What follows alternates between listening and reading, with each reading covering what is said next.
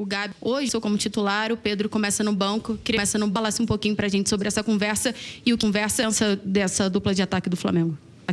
É assim, em primeiro lugar, o mais importante é falar do jogo, certo? O jogo, condições difíceis. Na minha opinião, fizemos um bom jogo.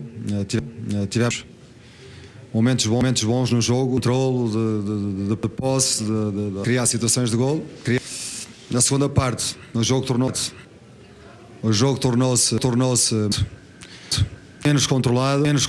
Podia ter dado cometido. Infelizmente não há muito tempo, para estar a pensar no resultado, porque temos já uma final para jogar, temos é que nos focar já todos na próxima final. Boa noite, Vitor. Boa noite, Everton.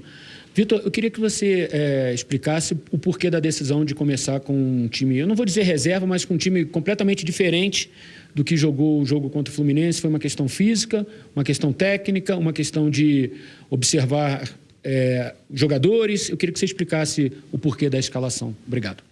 Não estou numa fase de observar os jogadores, estamos numa fase em que temos que competir com intensidade. Portanto, eu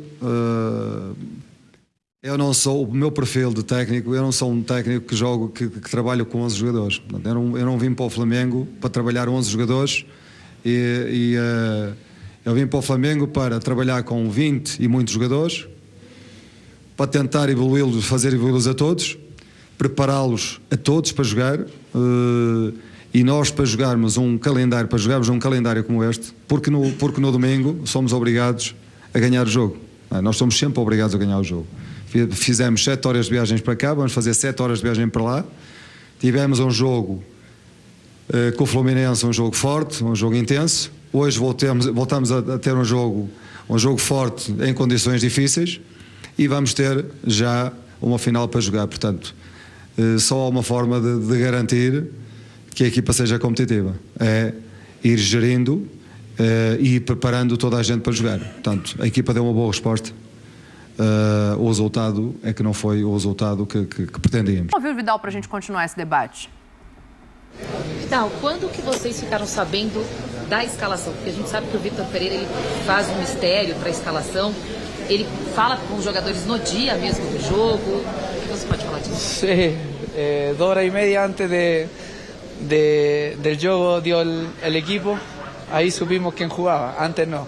Todos nos entrenamos de la mejor maneira, estamos todos preparados para jogar e ele decidiu que este era o equipo que ia iniciar. Você é um cara que tem uma mentalidade de futebol europeu de muito tempo.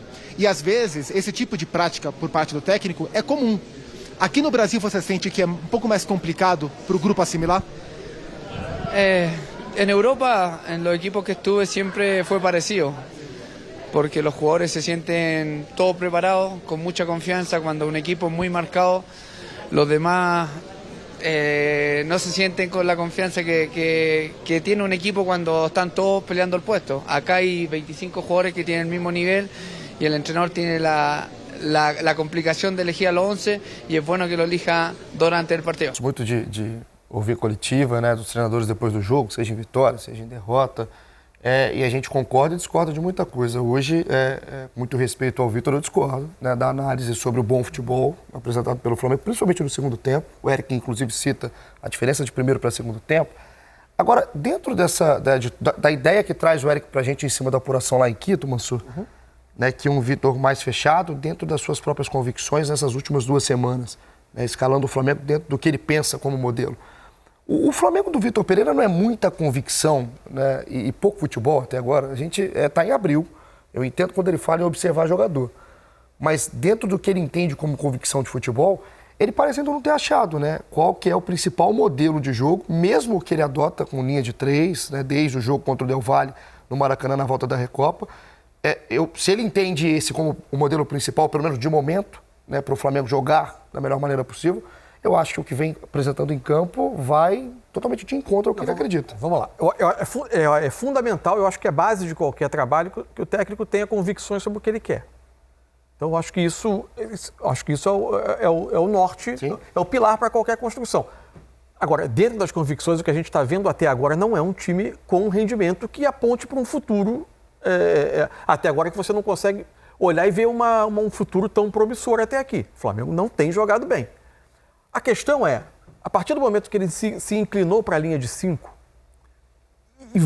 e foi para um jogo como o de hoje, disposto, seja para rodar jogadores, seja para priorizar a decisão de domingo, o fato é, o 11 que ele colocou em campo hoje, ele sacrificou alguns jogadores dessa formação para manter o desenho.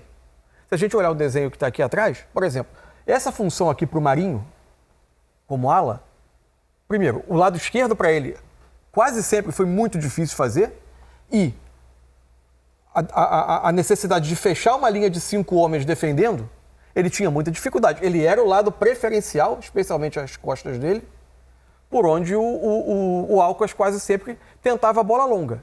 Desde o primeiro tempo estava desenhado as costas da linha defensiva do Flamengo, que jogava adiantada, e na altitude. Você tem muito mais a tendência de ter uma bola lançada com menos pressão, porque o time vai ter, após um pique, após uma ação de intensidade alta, a dificuldade de fazer outra, e você naturalmente tem mais jogadores escapando sem pressão para fazer esse lançamento. O Grafa falava, né, Grafa, que a gente estava aqui no camarim, antes de entrar no programa, da dificuldade do Marinho, assim. O Marinho é um jogador que, a gente pegando a passagem inteira dele pelo Flamengo, na posição dele, né, onde ele gosta, pela direita, avançado... Jogou muito pouco. Ele jogou pouco. Eu acho que ele nem jogou, nem chegou a jogar. Jogou, acho que... Até como sequência, né, Grafa? Eu acho que ele teve pouca sequência. Ele não teve sequência, ele não jogou dentro da posição e hoje, com sinceridade, eu fiquei com pena do Marinho. Porque eu fui jogador, eu sei que às vezes o treinador pede para nós fazermos certas coisas no jogo e a gente faz porque quer jogar, tem a vontade de ajudar, de contribuir. Mas hoje, realmente, a posição dele, ele em cima da linha lateral ali, no meio campo ali, ele não sabia se ia, se voltava, como ele se... Porque ele podia... Porque como ele é um atacante, ele falou, bom, sem a bola eu vou fazer aqui, mas com a bola eu vou dar nos caras e vou partir, vou abrir. Ele não tomava essa decisão, não sei por conta do que foi pedido ou não, eu realmente fiquei com pena do Marinho, porque eu vi que ele estava totalmente perdido nesse sistema. O próprio Felipe Luiz estava vulnerável, estava exposto ali, teve algumas bolas nas costas dele, ou seja, isso que o Mansur trouxe, trouxe agora para nós, é verdade.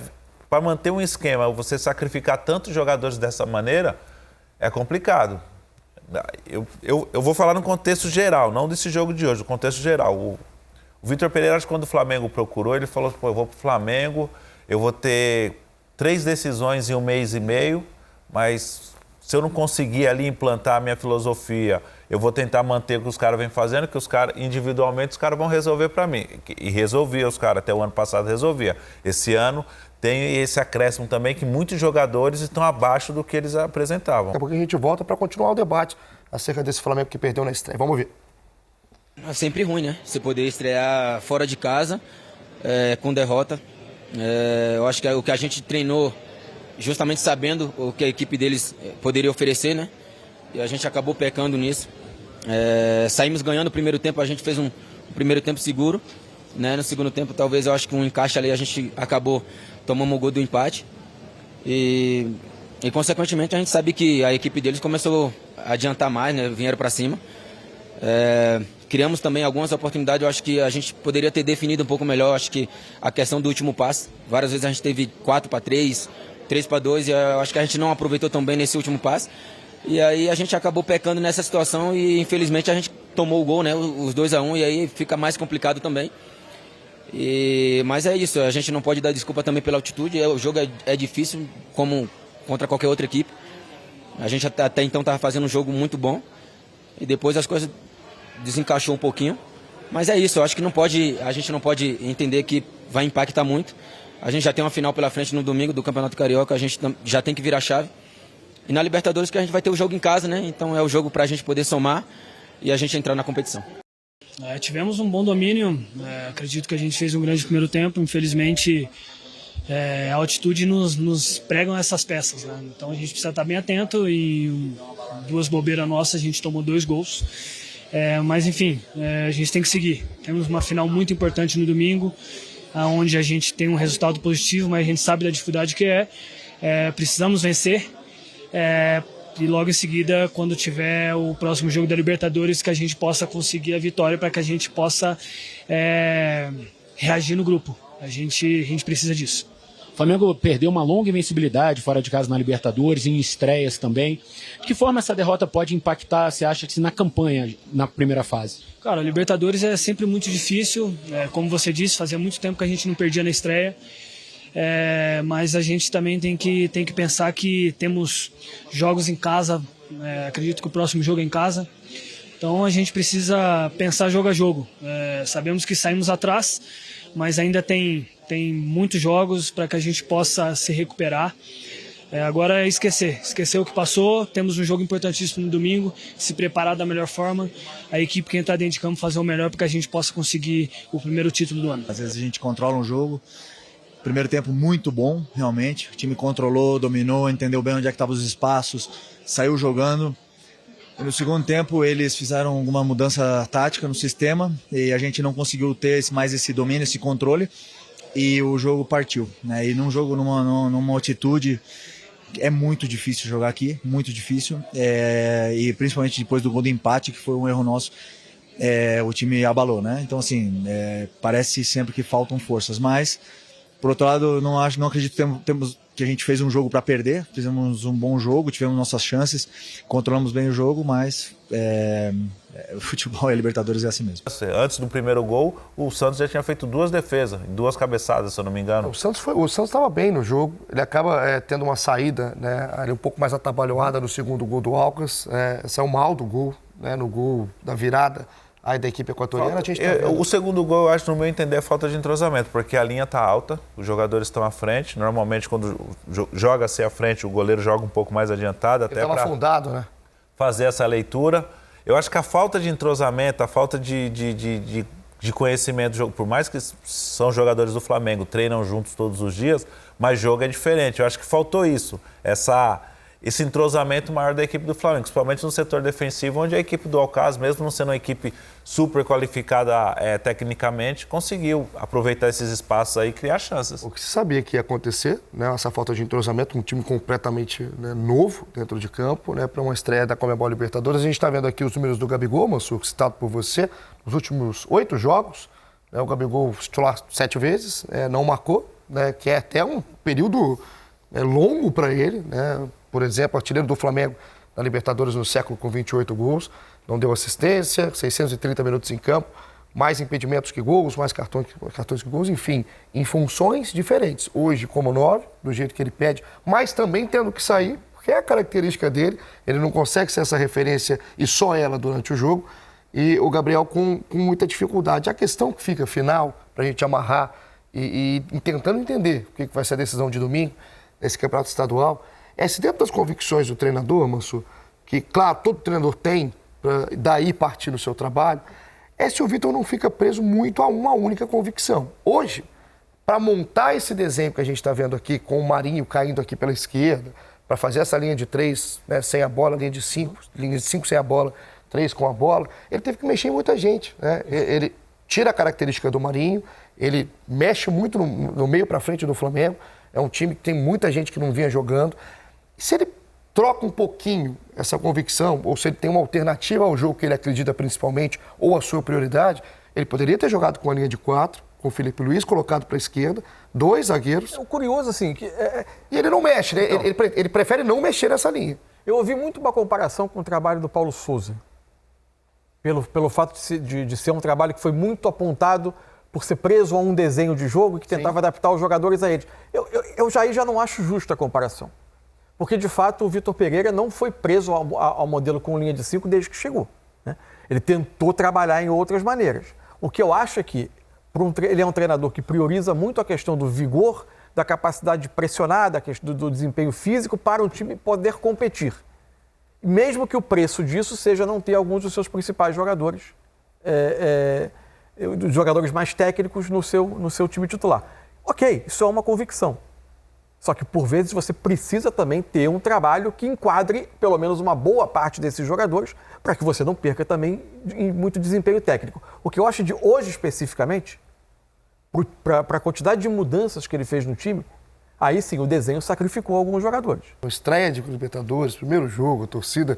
Feito histórico, né? Histórico, né, para eles. E o César Farias, que é o treinador, né, do Alcas, super emocionado, né, depois do jogo. né? Ele dedicou o irmão dele, que foi demitido agora do Boston River do Uruguai, o irmão Daniel. Estava emocionado. Então, são imagens legais, Grafa. Também tem outro lado do futebol. Vamos escutar aí o César Farias. Dedicar el partido a mi hermano Daniel, que es un gran entrenador y que sé que tiene un futuro por delante muy grande y que por ahí estos días pasan esas cosas que nos pasa a los entrenadores, que las tenemos que vivir también, que son un aprendizaje, pero que sepa que tiene a toda su familia con él. Y hoy se lo quería regalar a él. Então tá aí, Nação, essas foram as informações do Flamengo após a derrota aí do Mengão. Gostaria que você participasse aqui do canal, escrevendo nos comentários para você qual foi o maior erro do Flamengo nessa partida. Porque agora, meu amigo, vai ter que vencer o Campeonato Carioca, senão não sei o que pode acontecer com o Vitor Pereira. Deixa o like e a gente se vê aí no próximo vídeo.